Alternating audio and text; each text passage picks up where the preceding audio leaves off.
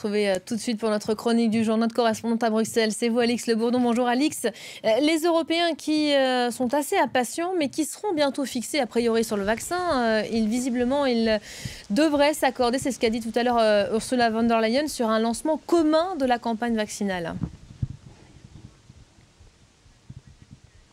C'est en effet ce qu'a annoncé Ursula von der Leyen, la présidente de la Commission européenne, ce matin devant les eurodéputés. Elle souhaite, je cite, que ces vaccinations commencent tous ensemble à 27 le même jour. Mais Ursula von der Leyen ne précise pas de date exacte. Alors on l'a appris hier, l'Agence européenne du médicament souhaite avancer de 8 jours sa réunion d'examen du vaccin Pfizer-BioNTech. Ce sera donc le 21 décembre. Mais après, si l'autorisation est donnée par l'Agence européenne du médicament, il faudra encore un peu de temps à la Commission européenne pour évaluer les données de l'agence. Alors le porte-parole de la Commission européenne a annoncé à la mi-journée que cette étape ne devrait prendre que 2 jours, ce qui nous amènerait au 23 décembre. Et ça laisserait le temps donc à la Commission européenne aussi de consulter tous les États membres. Mais est-ce que les États membres vont véritablement pouvoir commencer leur campagne de vaccination le même jour? C'est difficile à dire, puisqu'on sait que tous les pays européens n'en sont pas au même niveau de préparation. Et puis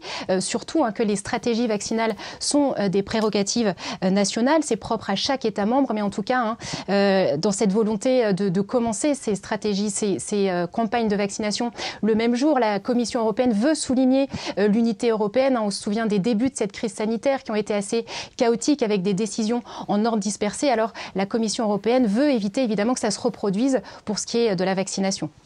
Voilà, l'Agence européenne du médicament, qui, on s'en souvient, avait émis quelques critiques quand les Britanniques avaient rapidement donné un feu vert à leur vaccin. On le sait, elle veut prendre le temps avant de rendre cette décision, et en même temps, elle se retrouve sous pression, la pression des Allemands notamment.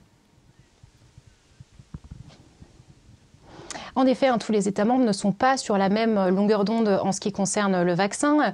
L'Allemagne a donc fait pression sur l'Agence européenne des médicaments pour accélérer le processus. La semaine dernière, lors d'un sommet ici à Bruxelles, le Premier ministre polonais soulignait l'incompréhension des citoyens européens face à cette attente. Mais il faut aussi souligner qu'il y a des États membres qui veulent se montrer plus prudents, qui sont plus réticents vis-à-vis de ce vaccin et qui veulent surtout s'assurer du sérieux du processus de contrôle.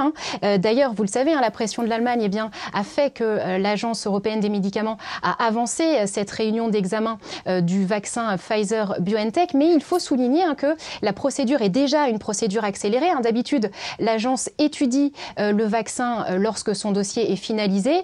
Là, ce n'est pas le cas. C'est une procédure dite d'examen continu, c'est-à-dire que l'agence examine les données au fur et à mesure qu'elle les reçoit du laboratoire. Donc, par exemple, en ce qui concerne le vaccin Pfizer-BioNTech, elle étudie les données du médicament depuis début octobre. Alors vous le savez, en effet, le Royaume-Uni avait affirmé qu'il avait pu aller plus vite en ce qui concerne le vaccin grâce au Brexit, mais en réalité ce n'est pas le cas puisque le pays est soumis aux règles européennes jusqu'au 31 décembre et il a pu aller plus vite simplement le Royaume-Uni parce qu'il a opté pour une autorisation temporaire d'urgence. Alors il faut souligner que tous les États membres auraient pu faire de même, aucun n'a fait ce choix et cet élément, ça va finalement dans le sens d'une forme d'unité des Européens sur ce vaccin.